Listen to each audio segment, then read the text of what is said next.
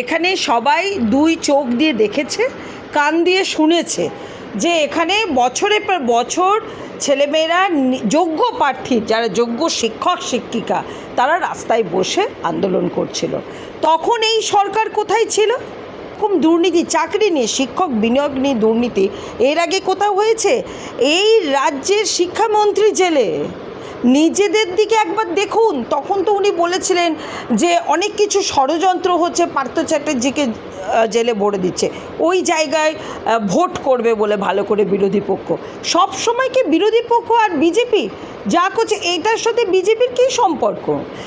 যখন রেশন দুর্নীতিতে জ্যোতিপ্রিয় মল্লিকের কথা এলো, তখন উনি কী বলেছিলেন? একজন ভালো সৎ মানুষকে ফাঁসানো হলো।